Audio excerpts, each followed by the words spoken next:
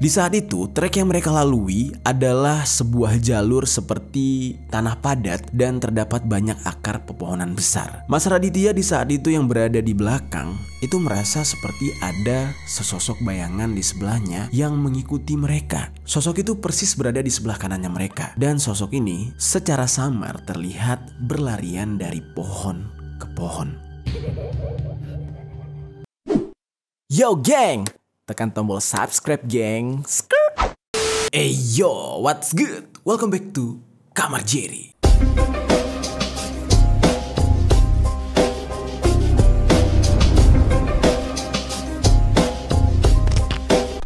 Geng. Oke, pembahasan kita kali ini kita bakal mengupas sebuah kisah yang dikirim oleh salah satu J-Geng atau penonton Kamar Jerry dengan email masraditya082@gmail.com. Nah, panggilannya dia adalah Raditya dan dia punya sebuah kisah yang dia kirimkan ke tim Kamar Jerry untuk diangkat hari ini. Kejadian yang dia ceritakan adalah sebuah kisah horor yang dia alami bersama teman-temannya ketika menaiki Gunung Kawi. Dan di dalam kisah ini dia bercerita tentang salah satu temannya yang tidak mau pulang atau tidak mau turun dari gunung tersebut setelah bertemu dengan sosok perempuan yang entah dari mana asalnya, yang pada akhirnya temannya ini tidak bisa ditemukan sampai sekarang. Oke, bagaimana kisah yang dialami oleh Mas Raditya ini bersama teman-temannya? Langsung aja kita bahas di Permisi, peristiwa misteri dari berbagai sisi.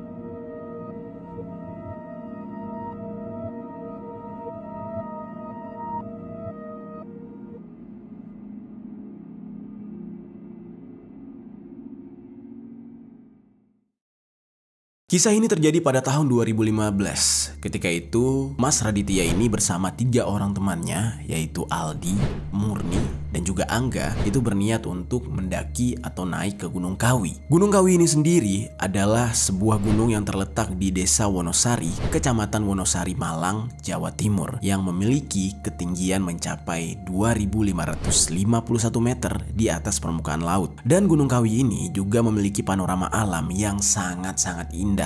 Karena itu, Gunung Kawi ini menarik perhatian wisatawan. Walaupun nih geng, sebagian lain dari wisatawan yang datang ke Gunung Kawi ini itu memiliki tujuan yang berbeda dari wisatawan biasa. Ada sebagian orang yang datang ke Gunung Kawi ini justru untuk ritual goib. Salah satunya adalah pesugihan. Karena ada beberapa kelompok yang mempercayai kalau Gunung Kawi ini memiliki kekuatan gaib yang dimana apabila seseorang melakukan pesugihan di sana, maka harapan dia akan terwujud. Makanya nggak heran ya, di Gunung Kawi ini banyak sekali kisah mistisnya.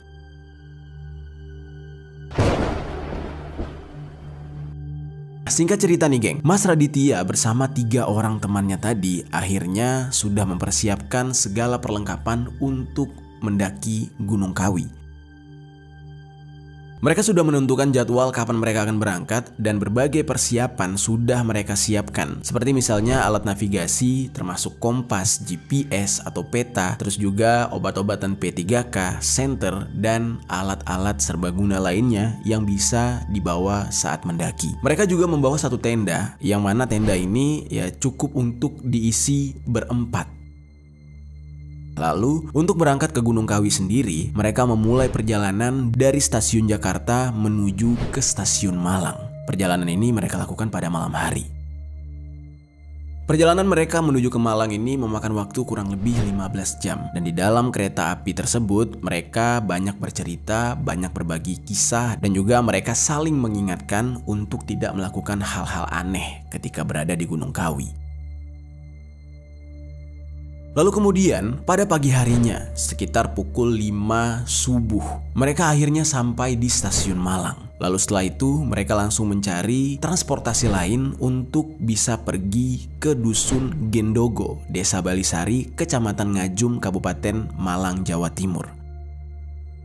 Perjalanan ini memakan waktu yang cukup lama, yaitu 2 jam perjalanan. Karena di saat itu mereka sampainya di pagi buta, akhirnya mereka memilih untuk beristirahat terlebih dahulu sebelum memutuskan untuk mendaki agar badan mereka lebih fit.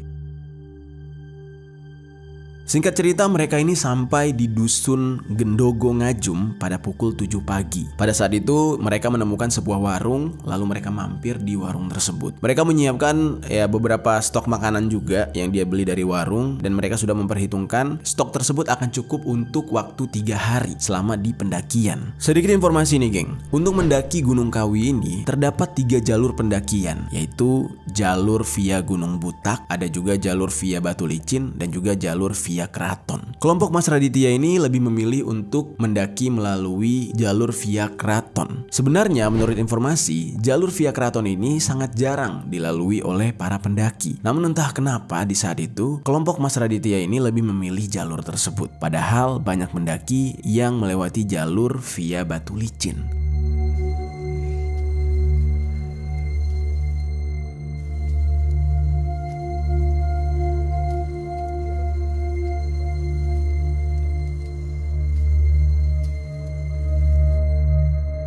Akhirnya jadwal pun tiba. Mereka mulai melakukan pendakian. Mereka memulai perjalanan lewat samping keraton. Pada saat itu posisinya temannya yang bernama Aldi itu berada di depan Murni. Lalu baru setelah itu Angga, dan yang terakhir baru Mas Raditya. Dia posisinya paling belakang.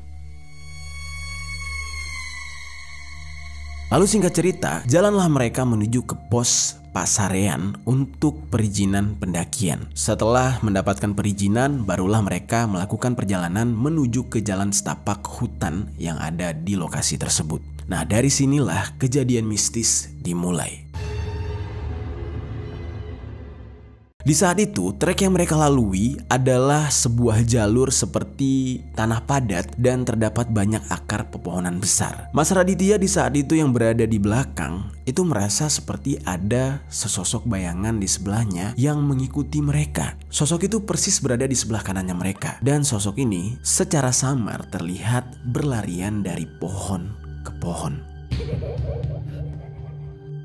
Di saat itu Mas Raditya ini berusaha untuk berpikir positif karena dia takut kalau misalkan dia ngomong malah membuat teman-temannya yang lain ikut buyar, semuanya ikut panik gitu. Di saat itu dia berusaha untuk mensugesti dirinya kalau dia hanya sedang berhalusinasi, itu tidak nyata kata dia. Dan Mas Raditya bersama teman-temannya pun terus berjalan melewati semak-semak yang rapat serta hutan yang rimbun. Nah, lalu saat dalam perjalanan, tiba-tiba mereka bertemu dengan sebuah makam. Dan di sana terlihat banyak orang yang sedang berdoa. Dan menurut informasi, sebenarnya makam ini merupakan makam dari Joko Kelono yang dipercaya oleh warga sudah ada sejak zaman penjajahan kolonial Belanda. Lalu kemudian tidak jauh dari makam tersebut itu ada sebuah lahan datar yang bisa dijadikan untuk tempat beristirahat. Nah, akhirnya mereka berempat memutuskan untuk beristirahat sebentar seperti membuat kopi, teh, dan juga merokok. Di sela-sela melakukan aktivitas, tiba-tiba salah satu temannya yang bernama Angga ingin buang air kecil. Di saat itu Angga sempat bilang ke Mas Raditya, gue mau kencing dulu ya, katanya. Lalu Mas Raditya bilang, ya udah agak jauhan sana, tapi jangan lupa permisi-permisi, jangan kencing sembarangan. Dan Angga bilang, oke, siap. Lalu kemudian akhirnya Angga mencari tempat untuk buang air kecil. Sementara teman-temannya masih berada di tenda sambil ngobrol dan sambil ngopi. Lalu beberapa saat kemudian tiba-tiba Angga kembali ke tenda. Di saat itu raut wajah Angga sudah mulai datar. Teman-temannya melihat Angga itu merasa aneh karena ekspresi wajah Angga itu tidak biasa, seperti orang yang sedang ngelamun dengan tatapan kosong. Lalu teman-temannya langsung menanyakan kepada Angga, lu kenapa? Tumben amat, datang-datang diem katanya. Dan di saat itu Angga menjawab, gak apa-apa, santai katanya. Nah, singkat cerita mereka pun selesai beristirahat di sekitar jam 9.30 pagi. Lalu mereka melanjutkan perjalanan untuk sampai ke puncak melalui perbukitan.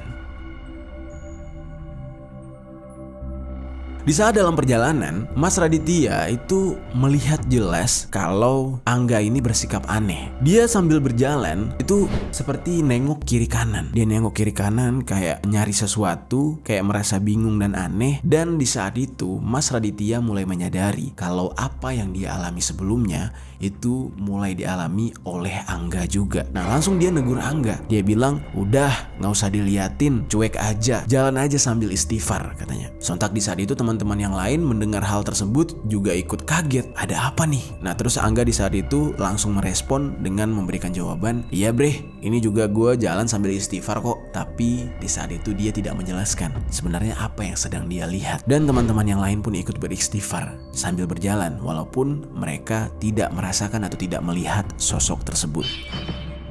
Nah lalu akhirnya sampailah mereka di puncak Pitrang. Ini sekitar pukul 4 sore. Nah di saat itu mereka seperti biasa istirahat sambil menghangatkan badan dan juga ngobrol gitu ya, evaluasi gimana nanti perjalanan selanjutnya. Lalu setengah jam kemudian mereka melanjutkan perjalanan lagi yang targetnya mereka akan berhenti ketika maghrib. Nah ketika perjalanan di pukul 4.30 ini tidak banyak hal mistis yang terjadi. Namun mereka berhasil melewati medan yang cukup curam seperti puncak batu yang jalurnya naik turun bukit dan cukup menguras tenaga. Lalu setelah itu sampailah mereka di puncak candi. Di saat itu mereka menemukan sebuah jalan yang bercabang. Nah kemudian mereka memutuskan untuk mengambil jalur kanan untuk melewati puncak batu tulis. Nah sesampainya di puncak batu tulis itu udah sore hari banget, udah hampir menjelang maghrib. Dan puncak batu tulis ini kabarnya adalah puncak yang dikeramatkan, yang mana mitosnya jika seseorang berdoa dengan khusyuk di puncak batu tulis maka keinginan mereka dapat dikabulkan. Nah namun berbeda dengan kelompok Mas Raditya, mereka justru di sana tidak berdoa atau melakukan ritual apapun, tapi mereka justru beristirahat dan mendirikan tenda di sana. Lalu disinilah hal-hal tak wajar mulai kembali mereka rasakan.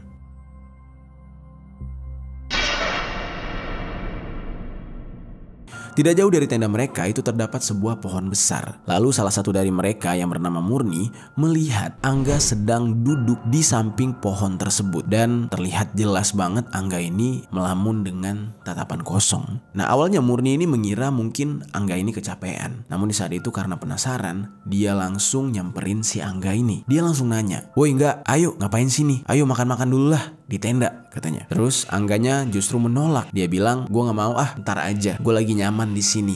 Lo aja duluan. Dan di saat itu Murni tetap memaksa. Dia mengatakan itu makanannya udah mau jadi. Ayolah makan dulu. Karena sudah dipaksa, akhirnya Angga ini pun mau ikut Murni untuk makan. Singkat cerita, malam pun tiba, tepat pada pukul 19.00. Nah, di saat itu, mereka ini masih dalam kondisi ngobrol-ngobrol di depan tenda. Tiba-tiba, Angga melontarkan kalimat yang cukup aneh yang membuat teman-temannya bingung. Di saat itu Angga berkata, kayaknya gue betah deh di gunung ini. Kayaknya gue gak pengen pulang. Kalian aja deh yang pulang.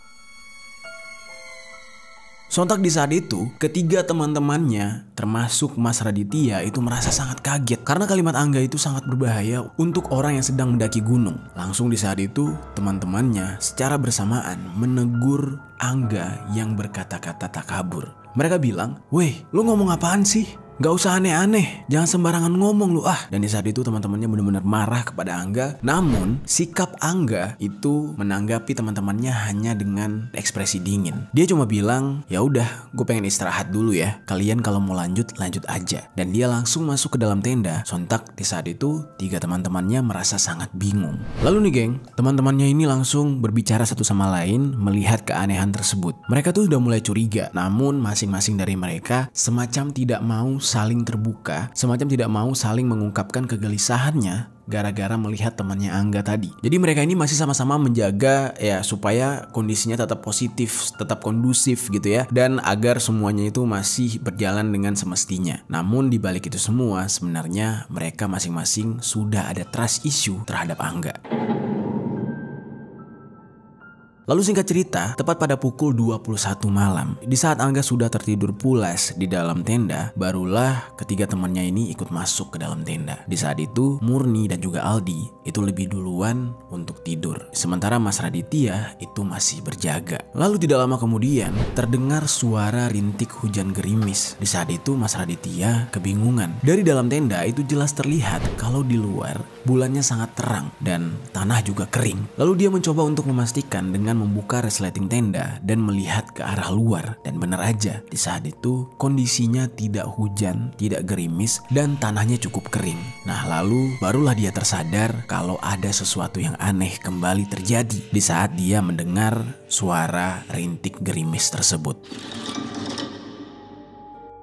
Hal ini membuat Mas Raditya tidak bisa tidur. Dia berjaga di tengah teman-temannya yang sudah tertidur pulas. Perasaan gelisah, perasaan tidak enak, dan seperti ada orang yang memperhatikan dari luar tendanya. Beranjak ke pukul 23.00, tiba-tiba Mas Raditya kembali mengalami kejadian aneh. Ada sekelompok orang yang terdengar dari luar tendanya itu berjalan kaki melalui tenda mereka. Di saat itu Mas Raditya berpikir apakah mungkin ini pejalan kaki. Dan total dari jumlah suara yang terdengar itu ada sekitar 5-7 orang. Nah lalu Mas Raditya merasa gelisah. Kok suara orang-orang ini tidak kunjung menjauh? Semacam berbincang-bincang di dekat tenda mereka. Takut kalau itu adalah maling, Mas Raditya langsung mengintip keluar tenda lagi. Dan di saat itu suaranya masih terdengar jelas, namun tidak ada orang satupun di luar tenda mereka. Mas Raditya sontak terdiam dan merinding. Dia mencoba untuk melihat kiri kanan mencari sumber suara, tapi tidak bisa menemukan sumber suara tersebut. Yang dia lihat di sekeliling tenda mereka hanyalah suasana gelap yang sama sekali tidak ada sosok apapun.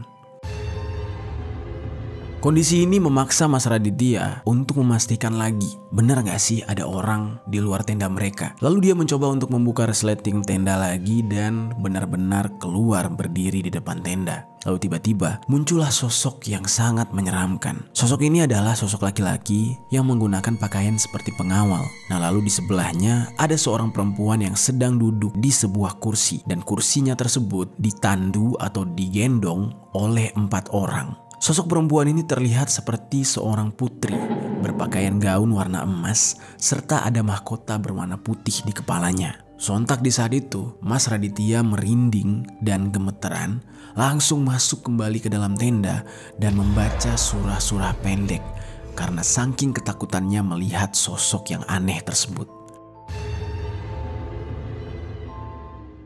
Mas Raditya yang gemeteran itu pengen ngebangunin teman-temannya, tapi dia ragu karena takut ntar malah lebih heboh lagi. Akhirnya dia lebih memilih untuk tidur memejamkan mata dalam kondisi ketakutan. Sempat beberapa kali dia melihat adanya bayangan di luar tendanya dia. Bayangan tersebut jelas sekali seperti sekelompok orang yang sedang berjalan mendekati tenda mereka. Namun karena udah terlanjur ketakutan, dia memilih untuk memejamkan mata sambil gemeteran membaca ayat hingga akhirnya tertidur. Lalu singkat cerita keesokan harinya, ketika mereka semua bangun, Mas Raditya ini yang terakhir bangun. Dia bangun sekitar pukul 8 pagi. Di saat itu teman-temannya sudah mulai sarapan dan juga sudah mulai mengabadikan dokumentasi, mengambil foto-foto di sekitar tenda mereka. Mas Raditya di saat itu tidak langsung menceritakan apa yang dia alami pada malam hari kepada teman-temannya. Karena lagi-lagi dia ingin menjaga kondisi agar tetap positif dan kondusif. Tidak berselang lama setelah dia bangun, langsung teman-temannya menyuruh dia sarapan lalu berberes-beres agar bisa melanjutkan perjalanan. Tepat pada pukul 12 siang, ini benar-benar di siang bolong di terik panas matahari, mereka melanjutkan perjalanan setelah berberes-beres. Di dalam perjalanan mereka kali ini, mereka melewati sebuah telaga dan di situ kembali lagi nih. Tiba-tiba teman mereka yang bernama Angga melakukan hal aneh lagi. Dan hal aneh ini bisa dikatakan melewati batas wajar. Di saat itu, Angga ini tiba-tiba berjalan menuju ke arah telaga tersebut. Gerak-gerik aneh Angga ini dilihat lagi oleh teman-temannya. Dan di saat itu yang cepat merespon adalah Mas Raditya. Dia langsung menarik tangan Angga dan berteriak kepada Angga, "Woi, enggak, istighfar, ngapain lo ke situ?" jalur kita bukan ke sana. Dan di saat itu Angga ini langsung menjawab, itu tadi ada cewek, dia kayak manggil gua, dia kayak butuh pertolongan katanya. Makanya gua samperin. Lalu Mas Raditya langsung respon, mana ada cewek, dari tadi di situ kosong doang. Istighfar coba sambil baca doa. Lu ini kenapa sih? Dan di saat itu teman-temannya udah mulai merinding juga, udah mulai merasa ketakutan, dan mereka bilang, wah ini acara kita udah gak bener, acara kita udah di luar batas. Ini ada apa sih sebenarnya? Dan di saat itu Mas Raditya tetap membuat teman-temannya tenang karena merasa perjalanan mereka sudah hampir di ujung dan ini udah tanggung banget gitu. Sayang kalau mereka harus putar balik.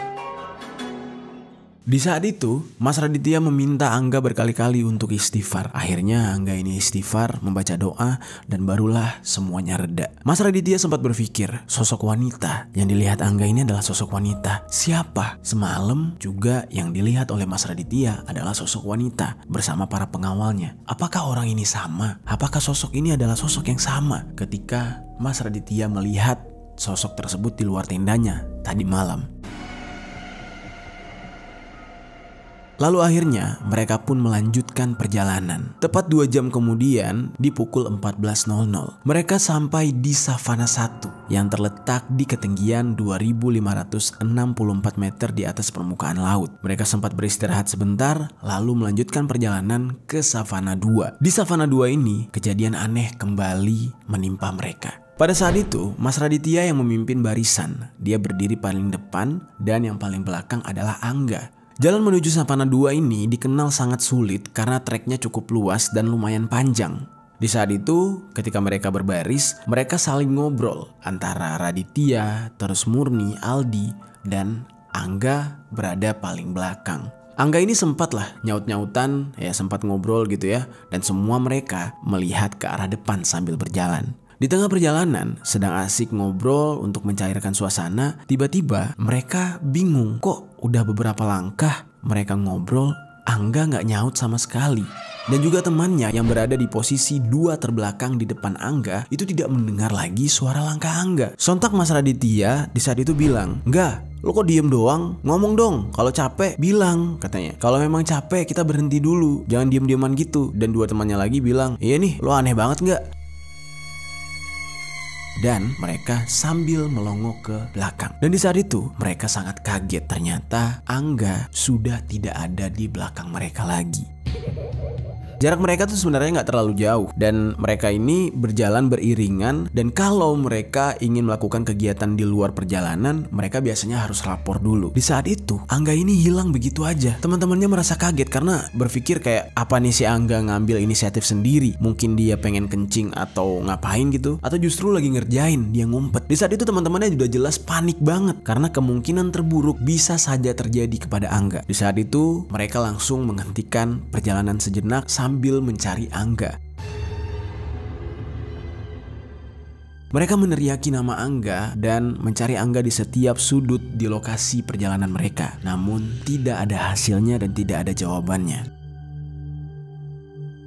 Akhirnya mereka pun berpikir, apa mungkin nih si Angga ini jatuh atau mungkin pingsan di Savana 1. Karena mereka sangat panik, mereka mencoba peruntungan untuk semua kemungkinan yang mungkin saja terjadi terhadap Angga. Mereka pun kembali ke Savana 1.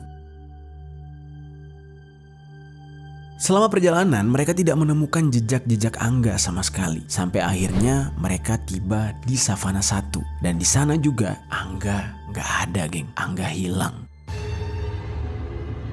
Dan mereka bertiga merasa kebingungan dicampur dengan rasa takut yang amat-amat besar. Karena kan ya mereka bawa anak orang gitu, mereka bawa temannya dia malah hilang. Mereka akhirnya mengurungkan niat untuk mendaki lebih jauh dan berfokus kepada pencarian Angga. Lalu karena saking paniknya mereka udah gak tahu nih harus gimana dan juga udah merasa kelelahan. Akhirnya mereka kembali lagi ke arah puncak Batu Tulis untuk mendapatkan pertolongan. Selama perjalanan mereka berusaha untuk mencari Angga juga karena takutnya mungkin Angga kembali sendiri. Tapi gak make sense gitu, gak masuk akal. Apa alasan Angga untuk ya balik sendiri? Apakah dia ngambek atau apa gitu, kan gak mungkin. Hingga sampai di puncak Batu Tulis mereka juga tidak menemukan jejak-jejak Angga. Di saat itu waktu sudah menunjukkan pukul 16.00 sore hari. Di dalam suasana cemas dan kelelahan, akhirnya mereka memilih untuk mendirikan tenda di puncak batu tulis tersebut.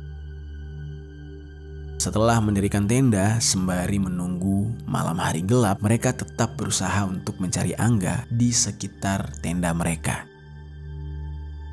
Lalu di saat hari hampir gelap, tiba-tiba kejadian aneh terjadi. Di tengah-tengah pencarian Angga, salah satu teman mereka yang bernama Murni tiba-tiba ketawa terbahak-bahak. Sontak di saat itu kondisinya sangat menyeramkan. Murni ini tertawa tanpa sebab dan Mas Raditya sudah menyadari kalau ini ada hal yang aneh dan yang tertawa tersebut bukan Murni, alias Murni ini bisa saja kesurupan. Dan benar aja di saat itu, setelah ketawa terbahak-bahak, tiba-tiba Murni mengucapkan kalimat yang tidak akan pernah bisa dilupakan oleh Mas Raditya dan juga Aldi. Yang dimana Murni ini berkata, "Udah bre, kalian pulang aja. Gue nggak apa-apa kok di sini. Doain gue aja bre. Dan maaf kalau gue ada salah sama kalian. Dan tolong sampein ke keluarga gue, maaf, gue nggak bisa pulang dan gue nggak bisa bersama-sama mereka lagi." Langsung dalam kondisi yang panik, gemeteran, merinding, ketakutan, Mas Raditya dan juga Aldi mencoba untuk mendekati temannya Murni ini sambil istighfar dan membaca doa. Padahal dalam kondisi itu mereka tuh sebenarnya udah pengen kabur aja. Tapi mereka sadar mereka gak mau kehilangan teman mereka. Mereka langsung mencoba memberanikan diri dan memegang tangan Murni sambil membacakan doa. Di dalam kondisi ini, Aldi dan juga Mas Raditya sampai nangis. Mereka ketakutan, mereka nggak bisa berbuat apa-apa. Karena ya mau minta tolong ke siapa? Hanya mereka lah yang ada di sana. Mereka bertiga dan mereka harus menanggung resiko tersebut. Sembari menangis membaca doa, akhirnya Murni yang tertawa terbahak-bahak mulai merasa tenang. Di saat itu Mas Raditya dan juga Aldi yang mulai kebingungan sambil menangis itu melihat ke arah Murni yang terbujur kaku dengan tatapan kosong. Pikiran mereka di saat itu kemana-mana dan mereka masih mengingat ucapan yang diucapkan oleh Murni yang cukup aneh tadi. Dan mereka sadar cara bicara Murni di saat itu sangat mirip dengan cara bicaranya Angga. Dan Mas Raditya sudah curiga kalau yang merasuki Murni bisa saja arwah Angga. Lalu di saat itu, mereka memilih untuk masuk ke dalam tenda karena hari sudah mulai gelap. Mereka memilih untuk beristirahat dengan penuh rasa ketakutan. Di malam hari, banyak sekali hal-hal menyeramkan terjadi. Ada bayangan orang lewat, ada suara orang berbicara di luar tenda, dan bahkan ada sesosok wanita bergaun putih yang terbang-terbang melayang di atas tenda mereka. Akhirnya mereka tertidur lelap dan mengabaikan semua gangguan tersebut hingga pagi hari pun tiba. Di saat itu mereka dengan kondisi yang sudah sangat cemas dan juga Murni yang terlihat sangat lemah itu memutuskan untuk turun segera mencari bala bantuan. Menurut feeling Mas Raditya, dia merasa kayak Angga ini belum mati. Yang semalam datang merasuki tubuh Murni itu justru arwah lain. Dia yakin banget temannya Angga ini berada di sebuah tempat yang ada di puncak gunung tersebut. Dengan harapan yang sangat besar bisa menemukan teman mereka lagi yaitu si Angga tadi, akhirnya mereka turun menuju pos Pasarean untuk melaporkan kejadian ini. Akhirnya setelah mereka melapor, berita ini pun terdengar oleh beberapa warga di sana. Dan para warga ini sepakat untuk berkumpul mencari keberadaan Angga alias melakukan pertolongan. Di saat itu gabungan dari tim penyelamat bersama warga itu ada sekitar 30 orang. Mereka mencoba untuk mencari Angga sampai ke Savana 1. Dan berbekal alat seadanya, pencarian terhadap Angga ini dilakukan sampai beberapa hari. Lalu tim SAR gabungan bersama aparat setempat juga ikut mencari keberadaan Angga setelah 2 hari pencarian oleh warga. Namun sayangnya sampai 2 minggu pencarian, sosok Angga tidak dapat ditemukan. Mas Raditya berserta dengan Aldi dan juga Murni itu sudah melaporkan kejadian ini kepada keluarga. Dan di saat itu keluarga mereka merasa sangat panik dan mereka masih punya harapan untuk menemukan Angga. Namun sayangnya segala upaya sudah dilakukan sampai berdoa, mengundang paranormal dan juga melakukan penyisiran di seluruh area pendakian. Namun hasilnya tetap nihil. Angga menghilang di tengah-tengah hutan pendakian Gunung Kawi tersebut. Sampai pada akhirnya keluarga yang berduka beserta dengan teman-teman Angga yang lain terpaksa harus mengikhlaskan Angga hilang di Gunung Kawi tersebut. Dan sampai saat sekarang ini, jasad Angga sama sekali tidak pernah ditemukan.